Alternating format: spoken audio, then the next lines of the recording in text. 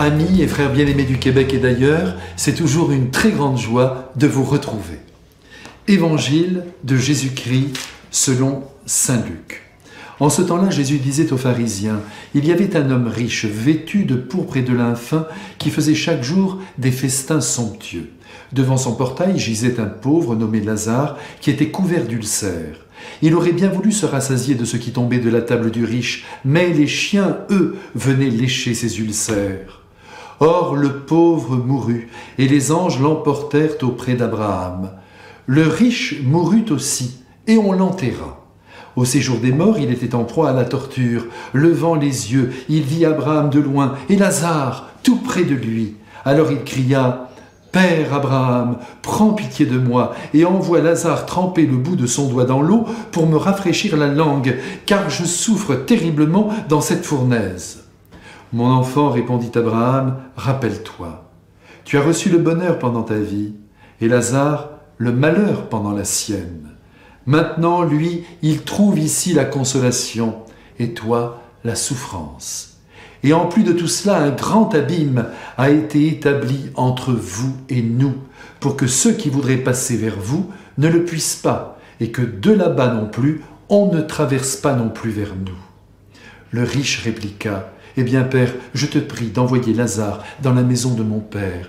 En effet, j'ai 5 frères, qu'il leur porte son témoignage, de peur qu'eux aussi ne viennent dans ce lieu de torture. » Abraham lui dit, « Ils ont Moïse et les prophètes, qu'ils les écoutent. »« Non, Père Abraham, dit-il, mais si quelqu'un de chez les morts vient les trouver, ils se convertiront. » Abraham répondit, « S'ils n'écoutent pas Moïse ni les prophètes, quelqu'un pourra bien ressusciter d'entre les morts, ils ne seront pas convaincus. » Laissez-moi vous dire tout de suite qu'en plein carême, eh bien, il est bon que nous soyons enseignés par le Christ avec vigueur. Vous le savez, il est un bon maître, un véritable ami de nos cœurs. Il l'a montré lorsqu'il était sur la terre, lui qui n'a jamais supporté le malheur des hommes et qui a voulu sans cesse et sur toutes les heures de sa vie l'anéantir. Si quelqu'un se trouvait dans la misère, qu'elle soit morale ou physique, il faisait tout pour l'en dégager. Il porte donc bien son nom, Jésus, qui signifie, comme vous le savez, Sauveur, lui que nous appelons aussi volontiers et avec justesse, le bon Dieu. Aujourd'hui, il vole au secours d'un déshérité, d'un très grand pauvre qui vit dans la rue. Sans doute est-ce un mendiant comme ceux que nous croisons dans nos villes, sauf que celui-ci se tient toujours au même endroit, à la porte d'une maison somptueuse, habitée par un nanti. Mais à vrai dire, cela ne lui sert à rien de stationner là, puisque le propriétaire du lieu ne vit que pour sa pomme. Il faudrait dire que pour son ventre.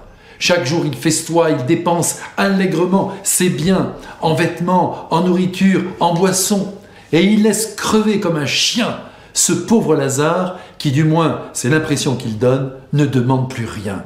Tendre la main ne sert à rien, peine perdue, car le riche a le cœur sec.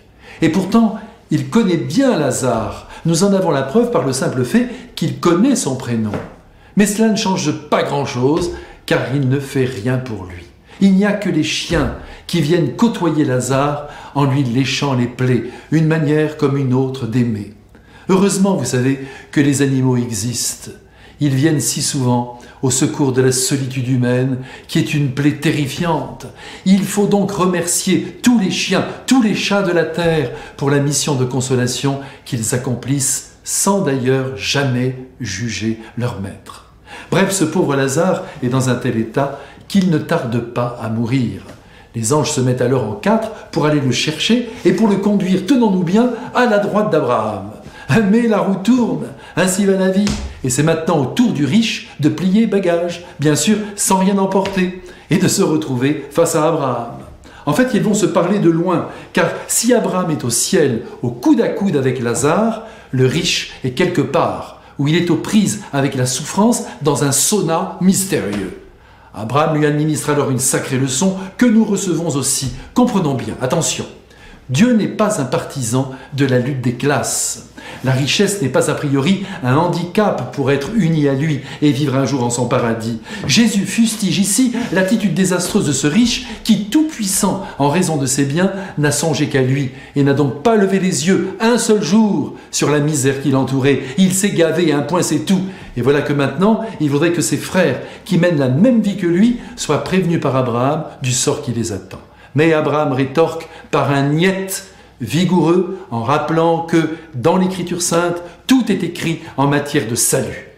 Et maintenant à nous, amis, je ne sais pas quelle est la teneur de votre compte en banque, et ça n'est pas très important, ça ne me regarde pas. On peut être pauvre et arrogant et déplaire terriblement à Dieu. Ce qui compte, c'est que vous et moi, nous ouvrions les yeux sur les malheurs d'autrui et que nous cherchions à les en délivrer. Il ne s'agit pas de vider nos comptes en banque, il s'agit d'être bons avec ceux qui n'ont pas de chance dans la vie. Aimons davantage et le plus concrètement possible. Si vous prenez cette résolution avec moi, je vous bénis avec Lazare, au nom du Père et du Fils et du Saint-Esprit. Amen. Bon carême à tous.